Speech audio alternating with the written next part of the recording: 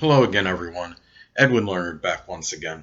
In this YouTube astrological segment, I'm going to be dissertating and talking about zodiac signs and food. Now, I'm going to be going through the signs Aries, Taurus, Gemini, Cancer, Leo, and Virgo. This will be part one, and I'll have part two up shortly after this. Now, as far as these signs go, I am talking about the sun, moon, and ascendant. Now, for Aries, well, Aries obviously is very impatient sign, arguably the most impatient in the zodiac, and whenever they gonna go indulge in something, they're apt to be the first ones sitting down and the first ones complete with their food. Maybe they need to take it easy as far as the speed that they eat. I think Aries tends to like Aries can be about spontaneity and wants and really can go somewhere when go somewhere maybe in a hurry on a quick decision, and as far as and it might apply to foods as well. So they need to be careful about being overly impulsive about what they eat and not maybe not taking the precautions and seeing how it may affect them as far as health wise. And they also, I would say, being a fire sign, fiery temperament, would have a tendency maybe toward fiery type foods such as peppers, for example, and foods that are very spicy. Now, the next sign, Taurus. Well, Taurus, to me, they seem to be very conventional and straightforward, I would say, as far as eating goes. This is a sign that seems to be very basic with food. I would say potatoes and meat is really the thing they like. I have Taurus rising. I know I don't really care for vegetables that much, even though I need more in my diet, I believe, and I need to incorporate vegetables more because it's healthier. And I'm thinking other people that have Taurus prominent in their charts, like mine, may kind of have not necessarily vegetable aversion, but they just don't like the taste. And Taurians, perhaps more than any other sign, are about the way something tastes is so important to them. So if there's some way to maybe make the vegetables tastier, I would say go for it. Now, the next sign, Gemini.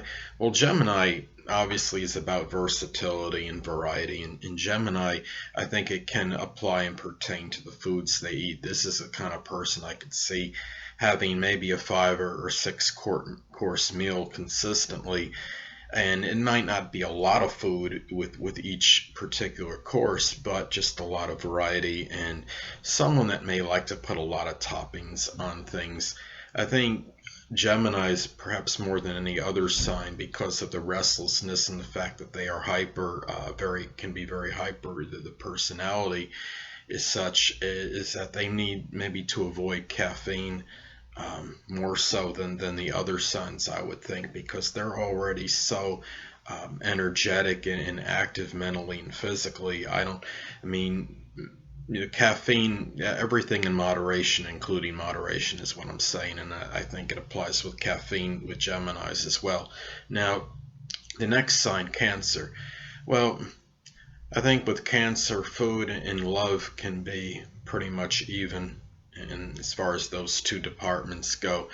And Cancers may like the zodiac sign Cancer may have an affinity for food like mom made and something that brings them back to their early days in their childhood. It could be taking a person that is Cancer, Sun, Moon, or Ascendant out, maybe to a place that they loved when they were a child, a place that's nostalgic. But I think Cancers need to avoid perhaps the real greasy, high fatty, fried foods, because the stomach is the sign that corresponds with the zodiac sign Cancer, and they might have a propensity to the problems in that area. And foods such as like bananas, rice, applesauce, toast, maybe even crackers, light foods is what is really compatible for the zodiac sign Cancer as far as eating goes. Now, the next sign, well, Leo is a sign that, of course, is very extravagant and magnanimous, and I think it goes without saying this applies to the eating as well. And Leos may actually be very extravagant with what they purchase as far as food goes, and maybe sometimes have that champagne taste, but a wine pocketbook, so to speak. and they have to be careful maybe not to overindulge in certain in food just in general. I believe in bananas could be good for Leo because Leo can be prone to heart problems. So bananas could be one kind of food that might really be good for them.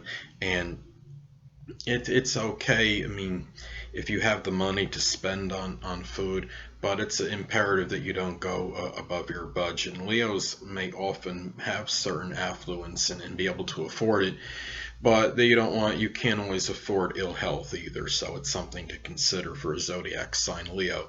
Now, Virgo. Well, Virgo is the sign I would say arguably I would if I don't we may never get the exact stats on this because it's not just the sun sign in Virgo, it's the moon and ascendant. And I think especially ascendant, you would probably find more people with this sign that would be vegans or vegetarians because they seem to have this affinity to be healthy, and Virgos can arguably be the most healthy sign of the zodiac, and Virgos I would see have the inclination toward the real healthy foods, eating vegetables, a lot of greens, and if they eat something that's like fatty foods or something that doesn't seem to be healthy, it would be very between low and moderate levels, I would say. And this is a sign that also is known to be frugal, so they're not going to spend a lot or spend exorbitant amounts on food. I have a friend of mine that she has Virgo rising, and she has like three planets in her sixth house, and she is a diehard vegan. And I think it really shows. I believe her chart ruler is also one of those planets in the sixth house. So I wasn't really flabbergasted or in a total state of shock when I found out that she was a vegan. Well, anyway, people, that'll conclude this YouTube astrological segment for zodiac signs and food part 1, and stay tuned next time where I'll be dissertating and talking about zodiac signs and food part 2. Two things I want to get with you on before I head out. Firstly, the stars may impel but do not compel. And secondly, never isolate any single astrological element, aspect, planetary placement, position, configuration, influence, or what have you, and make an analysis of a person, astrologically speaking, based on this alone, because astrologically speaking, the person is the sum of all their components in their natal chart, and not just one. Until next time, people, stay well.